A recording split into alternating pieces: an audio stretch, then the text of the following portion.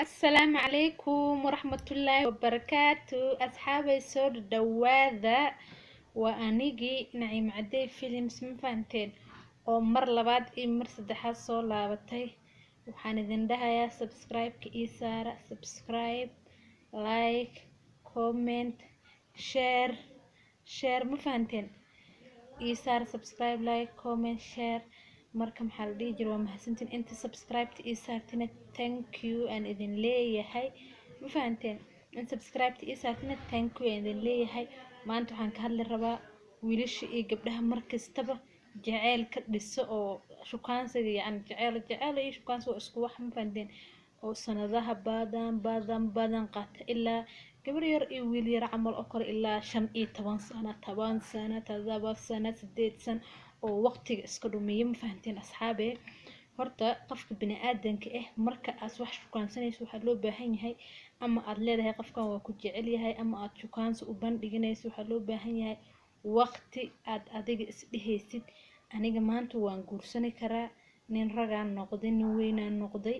waana guursan karaa maanta gabar waa ka soo bixi karaa gabadhana ay is dhehayso maanta wax aad sugayso ma leh waqtiga aad guursan leedahay la joogaa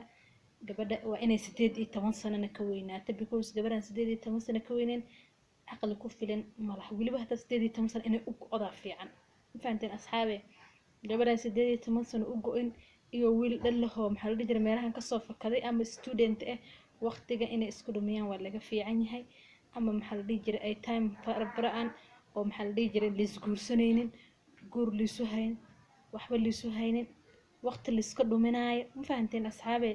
ma fiicna ani waxaan dhihi lahaa ilmaha yaryarka oo student ama maxaa la dhihi jiray dadka oo maxaa la dhihi jiray hadda guurka diyaar u ahayn oo shukaansiga iyo waxyaalahaas ku dhoohan waxaan jeclaan lahaa inay iska dhaafaan because waxa la wax hadaanba horumarkooda la gaareen guntooda la soo gabagabeyn karin oo gunti meesha u dambeysay la gaari karin waxa fiican in la iska dhaafo because maxaad u sheegaysaa qofka ma guursan kartid maxaa la dhihi jiray waqtigiisa maxaa la dhihi jiray ma siin kartid ma fahantay waxa u qaban kartid malaha marka maxaa la dhihi jiray maxaa iskugu daalinaysaa oo qofkaas waqtiga u dhuminayso waa may somo waxaa fiican wiilasha walaalahay iyo gabdhaha walaalahay ana waxaan dhahaa waqtiga ha iska dhuminina ya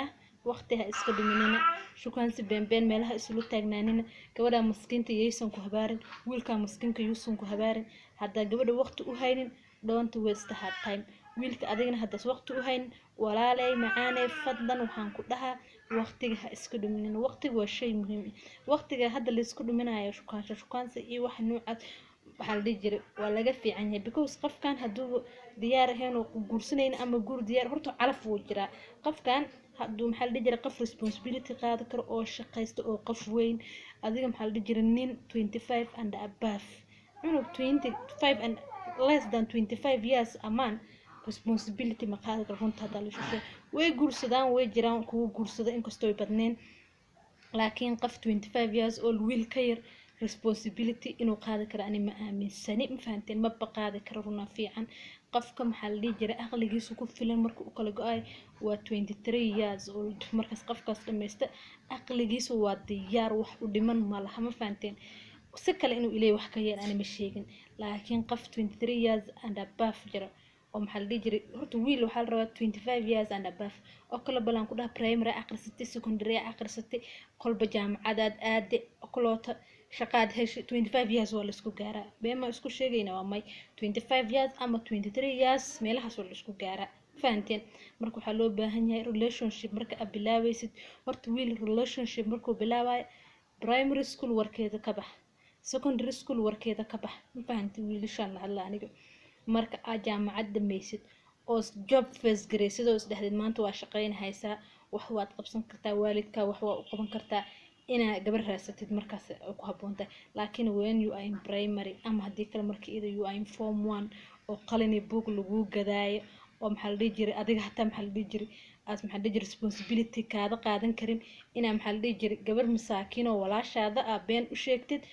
ma fiicna ma wanaagsan gabar horta mostly ida responsibility ay qaadayso waxa way gurigaas ay mas'uuliyad ka noqonaysaa cuntadaas ay ku kornaysaa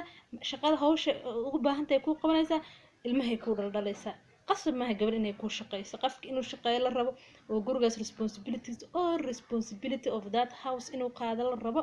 waa ninka ragga ah ma fahanteen ninka ragga ahna waxaa la rabaa nin fiican oo wanaagsan oo responsibility qaadi kara maanta waxaa bal waxaad daaday ninaan shilin haysan inaan guursan inta ugu bilaabaysaa waxaa la laba qaawan isma qaada ma fahanteen qofkan hadhihin lacag dhan has haystaa ee ma guursanayo gabdhaha hadda jirana iimaankay laayihiin walaalayaalow waxaan idin leeyahay ilaahay ka cabsada maxaa la dhigar wiilasha walaalihiin unaxa ooda inaad guursatid waa yeel ah oo 70 sano ama 50 iyo hayaay jira inaad guursato waxaa kaaga roon wiil walaalka oo kula qeyr oo bayaankaaga ee ma fahanteen maysan aha inaad fakatid oo dhahdid wiilkanayt waxba ima qaban kara wiilkaas yarka ah inta adduunkaada ka dhimin uu kula noolaan karo hadduu ilaahay nololnaysiiy laakiin oday weynaadiyo cimro cuniyo duqdo midoo la qeyr mar hore duq la soo noqday haddaa waqti iskaga dhumisid faa'iido ma helaysid life fiican ma helaysid waxaad helaysid malaha waxaa loo baahan yahay wiilasha yaryarka ah jiifka ha ka kaceena gabdhahana maxaa la dhihi jiray odayaashan sugar daddy-good lacagta ku raacaysaan iska dhaafa ma fahanteen oday sugar daddy gabdhaha parentana ha siinaan dhaha ilmaha waqtiga iska dhuminaa maxaa la dhihi jiray oo waqtiga iska dhuminaa in a primary and secondary waxaan u sheegayaa please and please waqti isku dhuminta tirada badan iska daaya gabadha haddaad guursan karin oo responsibility qaadi karin wiilow walaalkeeyow waxaan ku leeyahay please give her peace ma fahanti peace gabadha adigana wiil yar oo kula qeyr ama oo kid like you inaa waqti iskaga dhumis waa laga fiican yahay ma fahanti walaalayaal waxaan idin leeyahay waa sidaas ma fahanteen waa anigii oo idin wacyigelinaya gabadha walaashiin ma fahanteen subscribe tana isaara ma fahanteen share-na iyo dhaha ana waxaan rabaa in la share gareeyo subscribe tali badiyo like tali ugu soo badiyo comment ya waxa iga soo dhahdina ogaada fahanteen wax fiican inaan niisho sheegay iyo inaan wax fiican niisho sheegin inaan kala ogaada fiican ma fahanteen intaas idin sheegay asxaabta walaalahayga ah assalaamu calaykum waraxmatullaahi wabarakaatuh